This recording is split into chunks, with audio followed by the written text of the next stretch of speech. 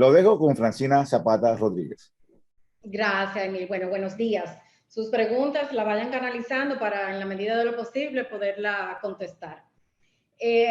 Vamos a iniciar por decir que vamos a conversar sobre aspectos relevantes y generales de la transacción. Quiero ser lo más llana y simple posible para que puedan entender, ya que es mucha información y hoy probablemente no abarquemos todo lo necesario, pero estoy disponible. Pueden contactarme por cualquiera de los medios que nosotros tenemos y con gusto les respondemos también cualquier inquietud. Entonces, hoy vamos a tratar de ver lo que es saber elegir, cuál es la oferta inmobiliaria que hay, la seguridad jurídica, por qué invertir en la República Dominicana. Asimismo, vamos a ver lo que es la parte legal de cómo determinar qué inmueble yo quiero según mis necesidades y qué cosas están incidiendo en ese inmueble para yo decidir hacer la decisión de comprar o no, que es la debida diligencia, y vamos a ver las alertas que pueden surgir en una transacción inmobiliaria. Vamos a ver las diferentes modalidades de compra y cuáles son, si es que existen alguna prohibición para comprar inmuebles en República Dominicana por extranjeros. Formas y medios de pago del precio de venta, y vamos a ver un poco lo que son los documentos legales por los cuales yo puedo adquirir o transferir un inmueble a nombre mío. Y los poscierre, cuáles son mis obligaciones. Vamos a ver la parte de los impuestos que inciden en toda transacción. ¿Por qué invertir en República Dominicana? La razón más importante es, sin duda alguna, la economía. La economía dominicana ha sido constante durante los últimos 2 años y en crecimiento. Ha sido un elemento clave para realizar inversiones por extranjeros en la República Dominicana. Y sobre todo, el este, que ha sido la región líder en cuanto al tema de turismo y de desarrollo inmobiliario, que ha tomado un auge durante los últimos 15 años. En la zona se ofrecen una diversidad de ofertas inmobiliarias, tanto para el turismo tradicional como para el turismo que ha surgido durante los últimos 5 años y más post pandemia, que se ha convertido en un turismo un poquito más exigente en cuanto a exponerse a lo que es el medio ambiente, no estar todo el tiempo dentro de una villa o estar en otros destinos turísticos donde no te ofrecen lo que es playa, golf, que ha sido lo tradicional. Nosotros aquí en República Dominicana tenemos la parte del turismo ecoturístico, lo que es agroturismo en la zona del sur, y hay una diversidad de ofertas que ustedes pueden perfectamente elegir y sería el mejor destino turístico que ha sido por mucho tiempo ya se ha ido consolidando y reconocido a nivel mundial. Hay una inversión de muy bajo riesgo por ser el destino consolidado y con crecimiento constante. El clima, que es muy favorable, todo el año nosotros tenemos aquí un verano y cuando es invierno realmente el clima es muy agradable. Los rendimientos rentables en las propiedades, que lo vamos a ver un poquito más adelante. Y bueno, ya conversamos lo que es la diversidad de las ofertas inmobiliarias. La seguridad jurídica, que es muy importante porque es el elemento primordial para la toma de decisión. De nada nos sirve tener toda esta oferta turística si no tenemos los elementos legales para poder asegurar nuestra inversión. Y el país, República Dominicana, se coloca en la competitividad con los demás destinos turísticos con los incentivos de la inversión, que lo vamos a ver un poquito más adelante. Bien, empecemos por la parte de la debida diligencia. En una transacción inmobiliaria pueden surgir e inciden muchos factores de riesgos que nosotros los abogados debemos minimizar. ¿Cómo minimizamos esos factores de riesgos y determinamos cuáles son, que muy utilizado el término los red flags, para determinar y tomar una decisión inteligente al momento de elegir la propiedad que deseamos? Entonces, nosotros tenemos la responsabilidad de revelar al cliente todo lo que incide en ese inmueble. Desde su estado registral, nosotros verificamos el historial del inmueble que ha transcurrido desde el momento en que surge y se emite el primer certificado de título. El certificado de título no es más que el documento que emite el Estado dominicano y le avala a usted como propietario de un inmueble. Es oponible a los terceros y se le entrega físicamente con la descripción del inmueble, el metraje del inmueble y el nombre del propietario. Entonces, hay una parte impositiva que se debe investigar para saber y determinar si el inmueble está al día con los impuestos que son aplicables. Igualmente, que lo vamos a ver más adelante, si está a nombre de una compañía, ¿cuáles son esos impuestos que deben estar al día al momento de usted adquirir la propiedad? Todos estos aspectos nosotros los revelamos al cliente y el cliente tomará la decisión de adquirir.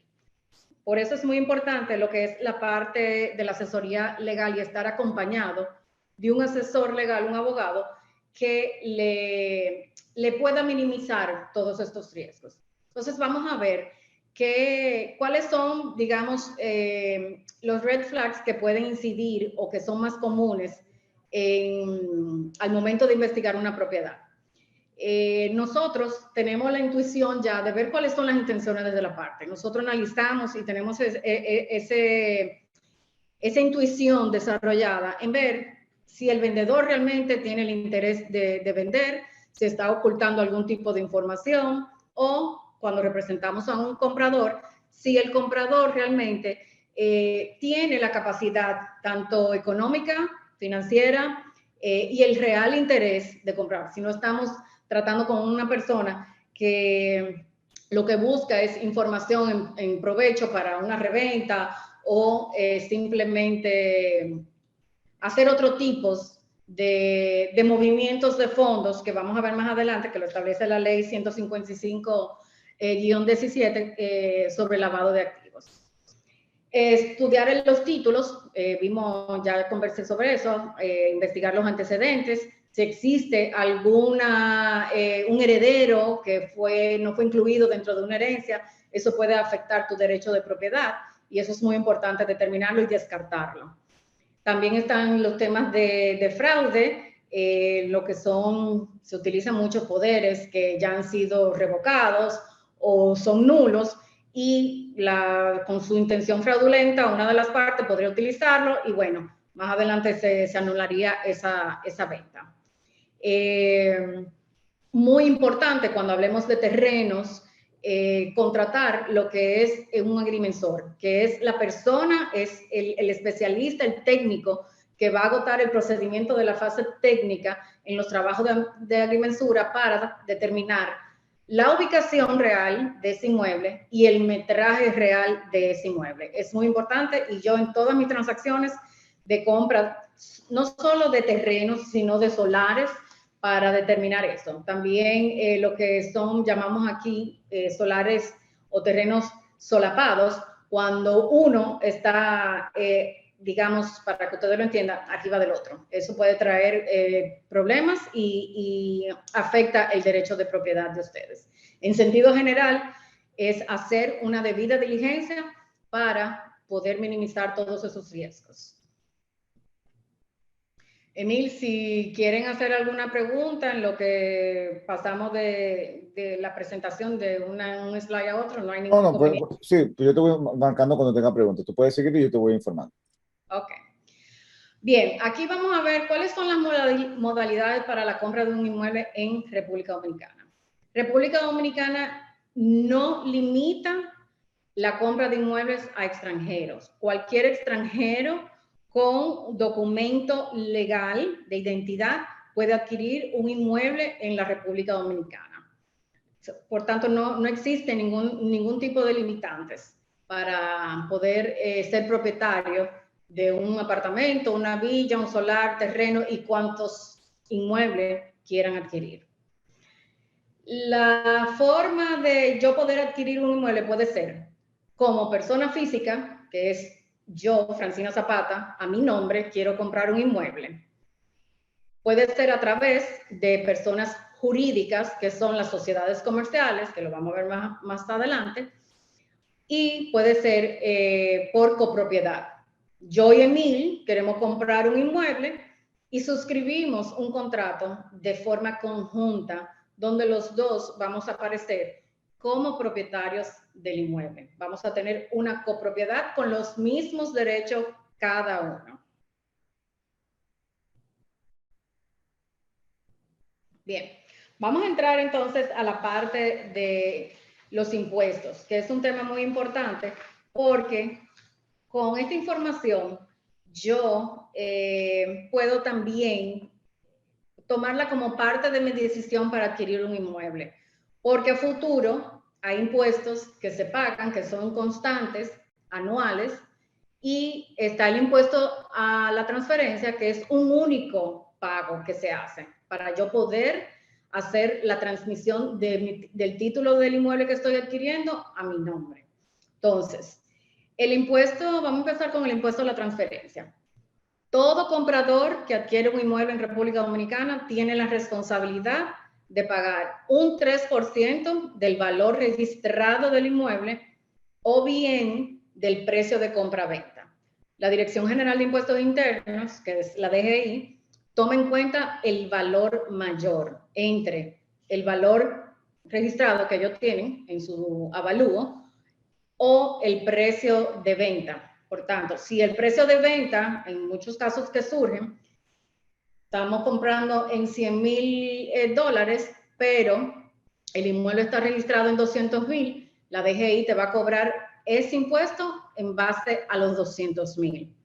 Muchos se preguntan por qué utilizan esta base y es debido a que en principio la DGI entiende que usted puede vender indistintamente el inmueble en un precio, pero que el valor que ya ellos tienen registrado es lo que determina el precio del mismo. Entonces, la DGI no incide en el precio que usted coloque en el contrato, sino que ellos van a determinar ese cálculo del 3% del impuesto a la transferencia en base al monto mayor.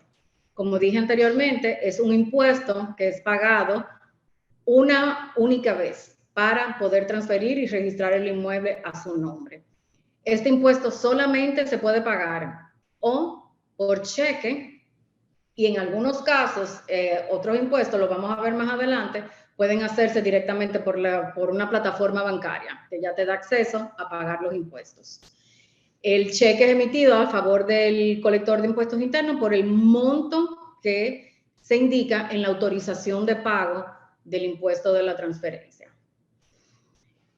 Posterior a un cierre de transacción de compra de inmueble, existe lo que es el impuesto al patrimonio inmobiliario, el famoso IPI. Aquí todo el mundo, ustedes van a ir siempre, que hay que pagar el IPI, que manda la certificación de IPI. Es el impuesto que debe pagar anualmente un propietario de inmueble, siempre y cuando ese inmueble califique por su valor a dicho pago. Y se paga el 1% del valor excedente al valor, valga la redundancia, de exención. Para que lo puedan entender, para este año 2023, el valor que está exento de este impuesto es de 8.977.000 pesos. El excedente, por ejemplo, si tenemos una propiedad que vale 10 millones, va a pagar un 1% de ese excedente. Entonces, es un impuesto que el gobierno te permite pagarlo en 2 cuotas. La primera cuota es en marzo y la segunda cuota es en septiembre. Hay inmuebles que están exentos, además de no calificar porque está por debajo del valor exentuado, tiene la exención por Confotur. El Confotur no es más que un beneficio que otorga la ley 158-01, mediante la cual le otorga a un desarrollador ciertos beneficios, incluidos algunos impuestos, la exención de algunos impuestos. Entonces, el primer adquiriente de un inmueble se puede beneficiar de la exención tanto del IPI como del impuesto de la transferencia. Eso lo vamos a ver un poquito más adelante porque voy a hablar de esa ley como parte de los incentivos que ofrece República Dominicana para la inversión. Otros impuestos que pueden incidir en una transacción inmobiliaria está la ganancia de capital. La ganancia de capital no es más que aquel beneficio que tú recibes luego de haber vendido un inmueble. Es la diferencia entre el valor que tú adquiriste y el precio por el cual tú vendiste. Se paga un 27% de la ganancia. Está también el impuesto sobre activos. El impuesto sobre activos aplica para sociedades comerciales. En vez de yo pagar un IPI, que se le cobra a la persona física, a yo como Francina Zapata, este impuesto es sobre los activos que tiene el inmueble. Y llámese inmuebles, que son parte de los activos de una sociedad comercial, vehículos, cualquier inmueble o mueble que tenga una compañía paga el 1% del activo, del valor total de los activos. Este impuesto se ve minimizado cuando el impuesto sobre la renta es mayor al valor que tú tengas que pagar. Ahí hay un rejuego contable que podemos conversar después más adelante, donde uno y otro se compensan, tanto el impuesto sobre activos con el impuesto sobre la renta. Pero digamos que estos son los impuestos y las responsabilidades y obligaciones tributarias que tiene todo propietario de un inmueble en República Dominicana. Vamos a ver aquí los incentivos. República Dominicana se ha esforzado por tener y entrar en la competitividad con los otros destinos turísticos. Y todos sabemos que México tiene muy buenos incentivos para sus inversionistas. Nosotros no nos hemos quedado atrás con este tema. Y tenemos varios instrumentos jurídicos mediante los cuales nosotros como país hemos querido atraer a ese inversor para invertir no solamente a nivel inmobiliario, sino que ofrecemos muchos incentivos, una diversidad de incentivos dependiendo del negocio que usted vaya a establecer en el país. Pero como en esta ocasión estamos hablando sobre el tema inmobiliario, vamos a concentrarnos en lo que es esos incentivos que inciden en toda compra. Tenemos la ley 158-01, que ya había mencionado, sobre el fomento de desarrollo turístico. En la zona de Punta Cana tenemos varios proyectos que han calificado. Cuando decimos que han calificado, han agotado todo un procedimiento para poder aplicar a esta ley y se le conceda todos los beneficios que establece la ley 158-01. Esta ley abarca desde compra y desarrollo de proyectos inmobiliarios, para casinos, para centros de convenciones. O sea, que no solamente se limita a lo que es la construcción de proyectos inmobiliarios.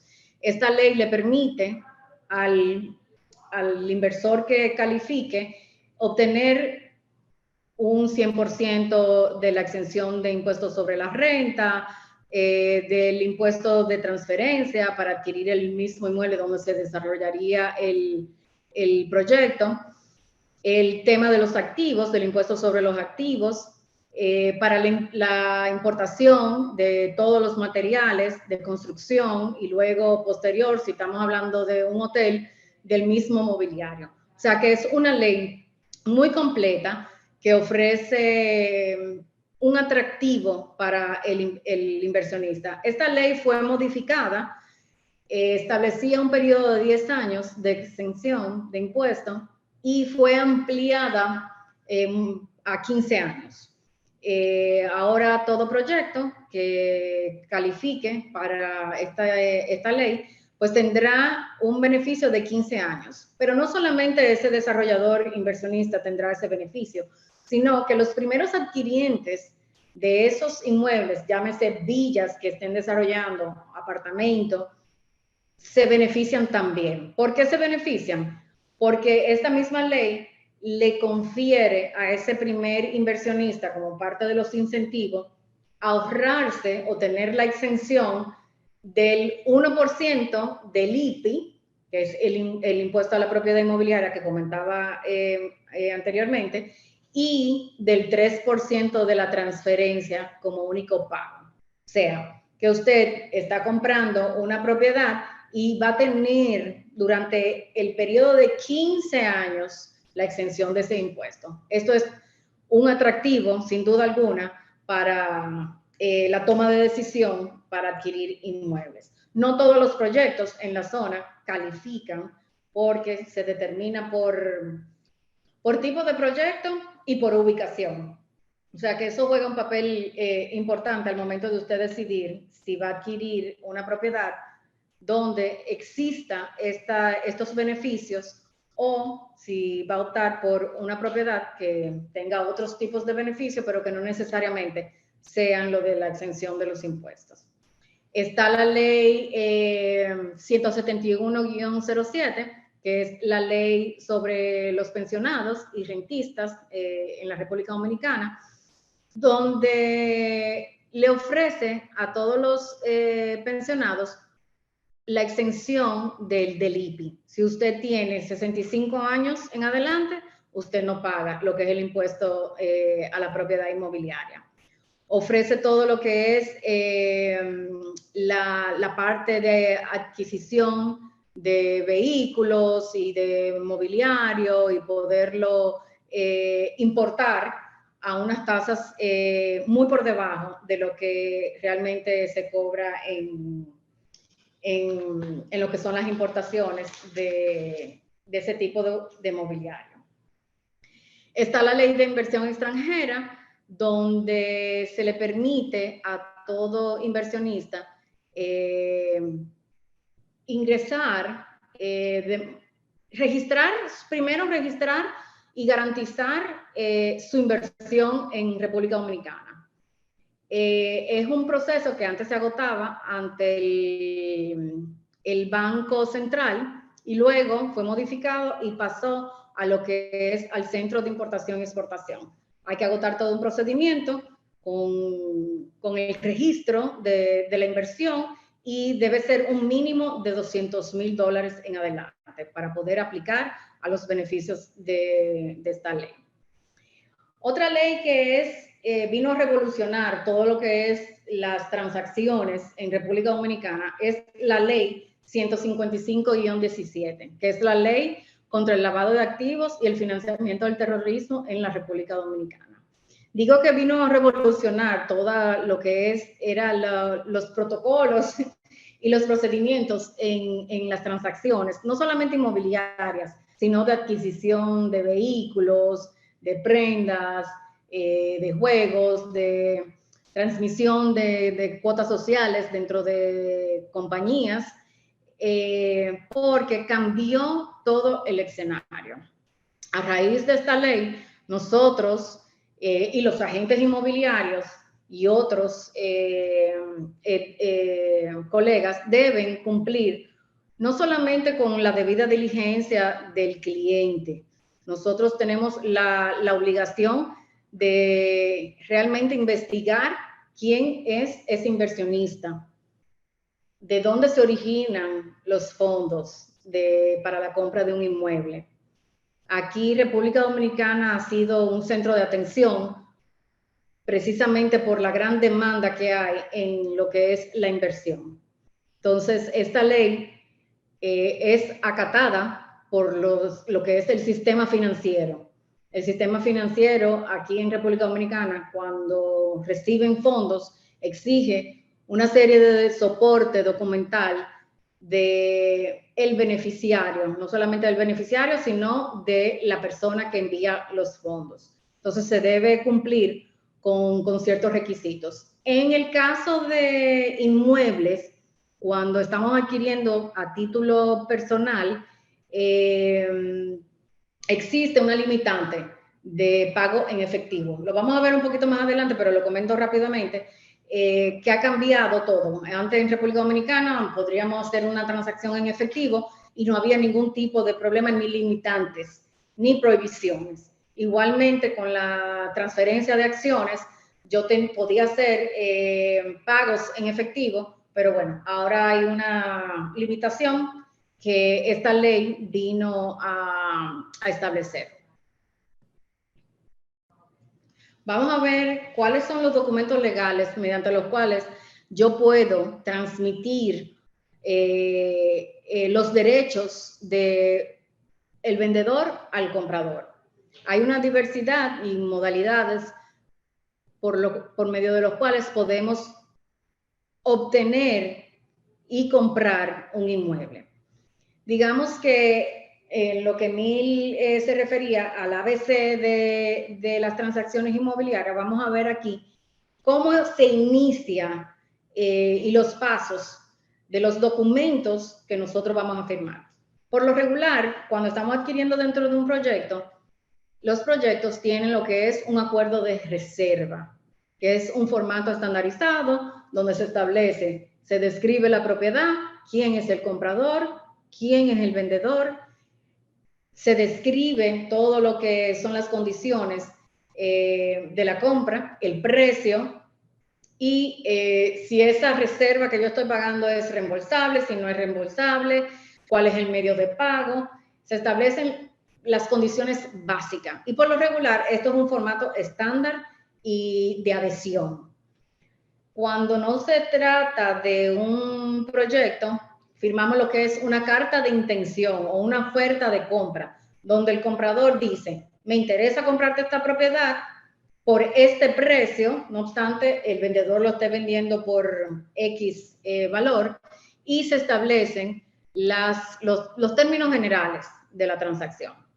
Con este documento lo que se logra es tener un lapso de tiempo para realizar la debida diligencia, donde yo, como abogado, vamos a investigar quién es el desarrollador, quién es el vendedor, si realmente el inmueble tiene un título limpio, que no tiene ninguna litis inscrita, no tiene hipoteca inscrito, no tiene ningún tipo de afectación legal para yo poder tener el derecho de propiedad sobre ese inmueble.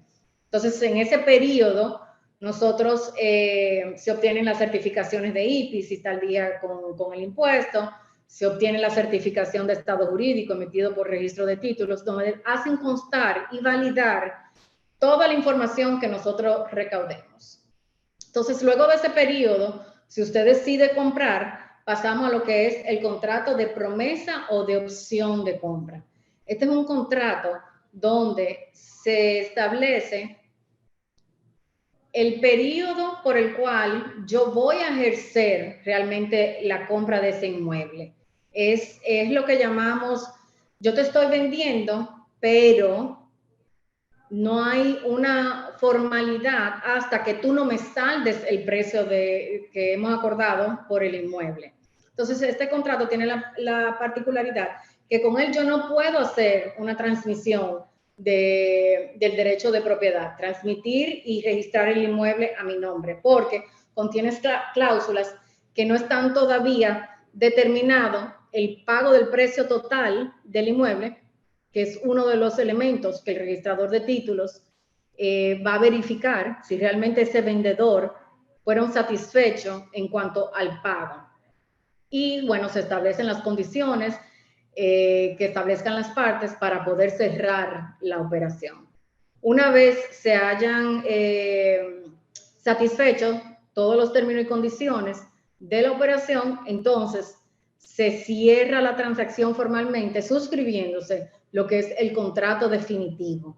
El contrato definitivo no es más que el acuerdo que suscriben tanto vendedor y comprador, declarando que el precio de venta ha sido realmente realizado, que lo ha recibido el vendedor, y ya todas las autorizaciones que se otorgan al registrador de títulos para poder hacer lo que es la emisión del título. Antes de la emisión del título, recuerden que comentábamos que se debe pagar el impuesto de la transferencia, que es el post, la firma del contrato definitivo, es el paso siguiente a dar.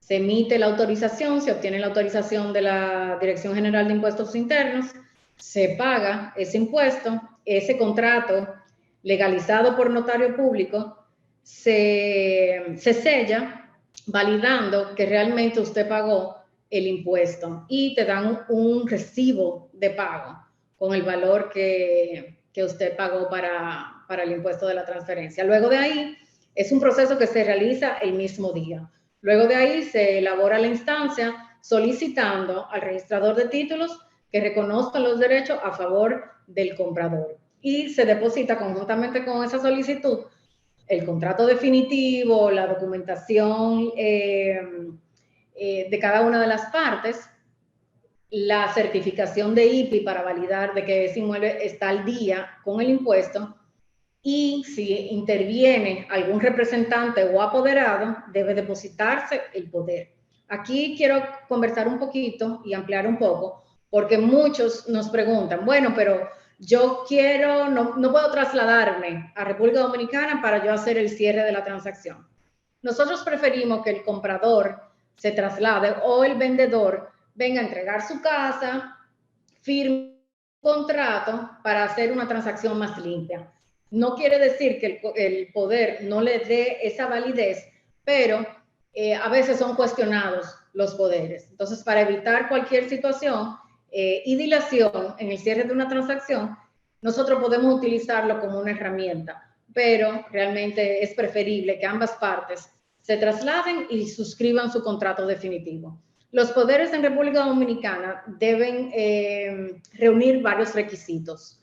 Entre ellos están colocar los testigos que validen también que esas personas otorgaron esos poderes para la compra o venta del inmueble y debe estar legalizadas las firmas por un notario público en República Dominicana.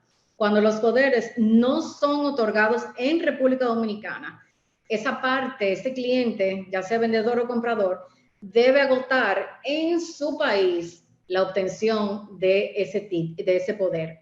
El poder debe reunir también ciertos requisitos que exigen las instituciones públicas que inciden en las transacciones inmobiliarias y es suscribirse y legalizarse con un notario público de la jurisdicción donde se encuentre el otorgante y para validar ese poder en República Dominicana debe obtener lo que es la legalización de la apostilla, que es la que establece en la Convención de La Haya y muchos países son signatarios. Pocos países como Canadá no son signatarios de esta convención y deben agotar entonces en Canadá lo que es la legalización ante el consulado dominicano.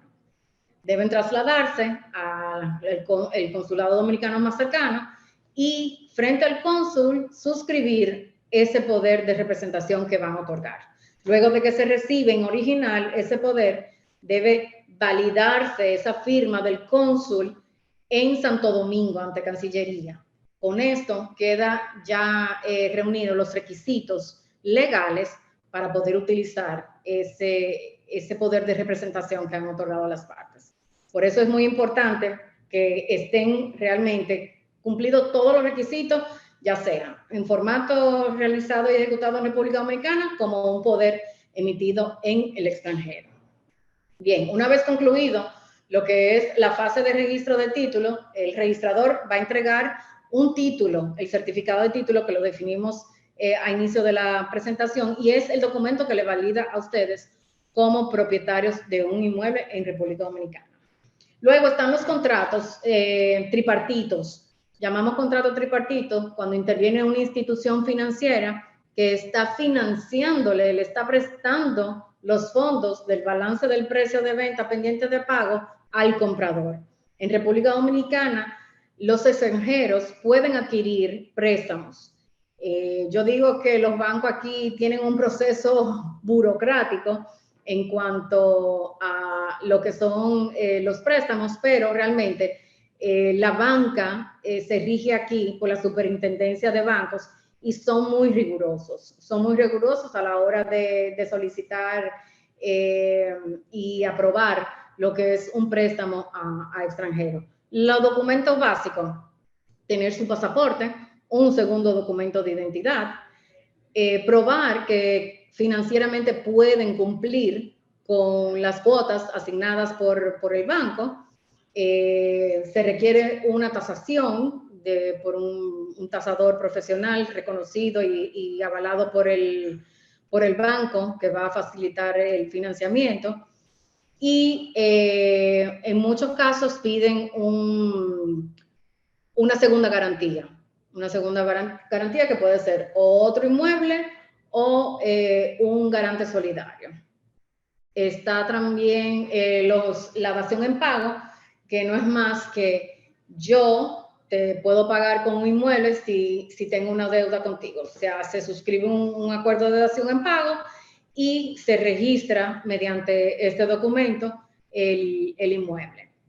La donación es una forma también de poder transmitir un inmueble, donde, para decir un ejemplo muy usual y que por ignorancia se comete el error, los padres no le pueden vender a los hijos. Eso se considera una donación. Y las donaciones en República Dominicana pagan un 27% de impuestos. Es un impuesto bastante alto, pero aquí toda transacción entre padre e hijo es nula. Me han llegado muchos casos donde suscriben, deciden, que yo le voy a vender a mi hijo y quiero entregarle en vida a mi hijo un inmueble, y suscriben un contrato no revisado por un abogado ni asistido por una asesoría legal, y cuando van a la DGI, entonces se encuentran con la sorpresa de que en vez de un 3%, le están cobrando un 27%, porque automáticamente, aunque no sea un acuerdo o un contrato de donación, la DGI lo asume como tal y le cobra el 27% en base al valor establecido. Entonces hay que tener mucho cuidado con eso a la hora de tomar una decisión respecto a dar en vida a un inmueble a un hijo. Vamos a ver cuáles son las formas de pago que comúnmente podemos ver. Está al contado, que es un único pago del precio de venta, donde acordamos, yo te voy a comprar este inmueble por $100,000 y te ingreso el dinero. Está por medio de financiamiento, que es mediante el cual una institución financiera le otorga al comprador un préstamo. La institución financiera va a registrar una hipoteca sobre el inmueble, porque requiere necesariamente que ese inmueble que usted esté adquiriendo sea la garantía de ese financiamiento que le están haciendo. Aquí en República Dominicana el impuesto sobre hipoteca es de un 2%. Entonces tenemos que aquí incide otro impuesto, además del impuesto de la transferencia de un 3%, si no está exento por el tema del Confotur, pagaría un 2% adicional por suscribir y registrarse una hipoteca sobre ese inmueble. Entonces ahí debemos contar con un 5%.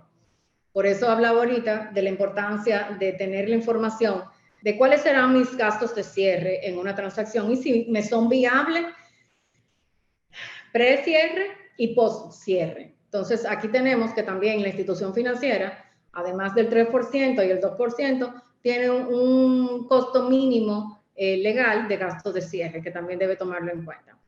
¿Quién más puede facilitarle un financiamiento? Hay desarrolladores que le permiten a sus compradores hacerle un financiamiento. No es lo mismo durante las etapas de la construcción. Aquí, el financiamiento, es decir, que el desarrollador podrá tener lista la unidad y para facilitarle a usted la forma de pago, le va a hacer un financiamiento y le va a cobrar un interés sobre esos pagos por el tiempo que acuerden. Aquí las instituciones financieras para los inmuebles está entre un 14 y un 15 en pesos dominicanos. El desarrollador no necesariamente tiene que regirse por la banca porque no está controlado por lo que es el sistema financiero, y por lo regular es mucho más el porcentaje que el porcentaje establecido por el banco. El otro medio, la otra forma de pago es a plazos. Y a plazos puede ser darse varias modalidades. Establecer el precio de compra durante el proceso y avance de obra por cubicación, que quiere decir que en la medida en que vaya avanzando la construcción del apartamento o de la villa, yo iré haciendo pago. Esto se hace de mutuo acuerdo con el vendedor y el comprador. Pero por lo regular, cuando hablamos de plazos, tiene mucho que ver con el proceso y avance de obra. También la otra modalidad podría ser sujeto al cumplimiento de algunos términos y condiciones. Por ejemplo, si el título está afectado de alguna litis, yo te puedo hacer un pago de un 10% cuando tú canceles esa litis de registro de títulos. Si el título o el inmueble está afectado de alguna situación de temas de agrimensura, bueno, pues vamos a subsanar el tema primero de agrimensura, vamos a deslindar y si no existe ninguna oposición o surge o se torna litigiosa, yo te saldo la propiedad. O sea, ahí podemos hacer un rejuego en base a los términos y condiciones que deban cumplirse para cerrar la transacción. También podemos hacerlo en base a fechas. Mira, yo te puedo pagar un 30% de la hora de inicial con la suscripción del contrato de opción de compra, un 40% en agosto del 2023, el 25 de agosto del 2023 y saldarte en diciembre. Con el último pago, el vendedor debe hacer entrega de la posesión física del inmueble. Y con la entrega de la posesión física del inmueble, bueno, todos lo que son servicios pagos al día. Tienen que tener en cuenta que cuando hablamos de condominios, hay ciertos gastos que son las cuotas de mantenimiento, digamos las ordinarias, y las cuotas extraordinarias. Pasa en muchos casos que durante ese año, digamos, del periodo fiscal o de lo que llamamos nosotros las asambleas anuales de propietarios, pueden aprobarse cuotas extraordinarias. Y si esas cuotas no están al día, pues automáticamente siguen a lo que es el nuevo comprador. Por eso es muy importante, dentro de la debida diligencia, verificar que todos los servicios, incluyendo las cuotas de mantenimiento, estén pagas.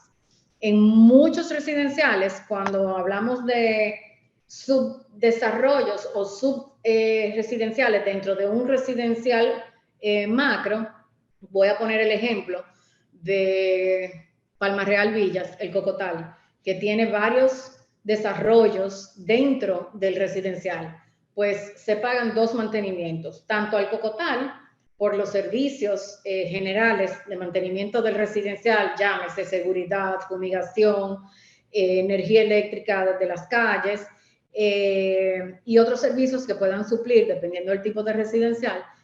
También el condominio donde usted adquirió ese apartamento cobra una cuota. Cobra cuota porque hay que pagar un seguro, hay que pagar la electricidad común de las áreas comunes, hay que pagar los mantenimientos de la compañía que supla los servicios de los mantenimientos preventivos y cualquier tipo de reparación que haya que hacer. En general, uno debe velar por que estén al día todos esos servicios. Vamos a ver cuáles son los medios de pago del precio de venta. En efectivo, y aquí era donde hablaba anteriormente, que la ley 155-17 sobre lavado de activos prohíbe pagos en efectivo desde los 250,000 pesos para la transmisión de los derechos dentro de una empresa. Esto quiere decir que si yo adquiero cuotas sociales o acciones dentro de una empresa que se superen los 250,000 pesos, me queda prohibido a mí realizar ese pago en efectivo. Pueden acarrear consecuencias de multas y hasta de prisión por realizar pagos en efectivos. Con el tema de los inmuebles, yo tengo hasta la suma de 1 millón de pesos para poder pagar en efectivo. Luego de ese valor, tendría que hacerse o un cheque o por transferencias. El medio de pago por excelencia y que le da seguridad a las partes es definitivamente las transferencias bancarias, ya sean locales o internacionales. Nosotros aquí en República Dominicana utilizamos mucho lo que es este medio de pago. Las transferencias, cuando hablamos de transferencias internacionales, debemos de manejar la información, tanto bancaria para suplir al banco remitente, como del banco beneficiario, de informarle qué cantidad de dinero vamos a recibir. Hay un lapso de tiempo, dependiendo del país donde se origine la transferencia, pero puede durar entre 3 a 5 días. Por lo regular, cuando es desde Estados Unidos, yo he tenido transferencias que en 24 horas se me están reflejando ya los fondos. Las transferencias, el crédito va a depender mucho de qué tan rápido supla yo al banco beneficiario de la documentación de soporte de esa transacción. El banco beneficiario va a solicitar contrato de venta debidamente firmado y legalizado, el soporte de los orígenes de fondos del comprador, que es un tema que trae mucho inconveniente porque no entienden, y dependiendo de la nacionalidad, no entienden mucho el por qué tienen que revelar este tipo de información. Pero es un requisito ya de ley y ningún banco en República Dominicana que usted no le supla este tipo de información va a acreditar los fondos. ¿Qué va a suceder? Va a devolver los fondos al banco en que originalmente salieron. Entonces, dentro de ese soporte de origen de fondo debe suplir también los últimos 3 estados de cuenta de donde salieron los fondos, que también es una documentación frágil y que le cuesta suplirla a los compradores. Pero inmediatamente se le suple toda esa documentación al banco, el banco procede y acredita los fondos en la cuenta del vendedor. Es una forma, cuando hablamos de transferencias locales, estamos hablando que dentro de una hora nosotros vemos reflejados los fondos y en ocasiones hasta se cierra simplemente con el hecho de tener el soporte bancario de haber realizado la transferencia. El otro medio de pago es con cheques. El cheque siempre ha sido, digamos, un instrumento de pago seguro. El inconveniente que nosotros presentamos aquí en la banca es que estos cheques, no obstante sean emitidos por un banco local, sobre todo cuando son en dólares, para hacer la salvedad, pueden durar entre 5 a 30 días. Eso es porque las cuentas en dólares en República Dominicana no están realmente aquí en el país. Siempre son offshore o están en el extranjero. Entonces, ahí interviene un proceso ya institucional bancario que cada banco tiene sus políticas para clarear en un tiempo X el cheque. Igualmente, van a solicitar todo lo que es el soporte de origen de fondo del comprador para poder liberar estos fondos. El cheque yo trato de no recomendarlo precisamente por el tiempo en que dura. Ahí se asume el riesgo de que sea devuelto el cheque, usted ya ha entregado como vendedor la propiedad, se encuentra el comprador en posesión de la propiedad y ahí podría venir una serie de inconvenientes legales que obligatoriamente no podría afectar todo lo que es la transacción. Entonces,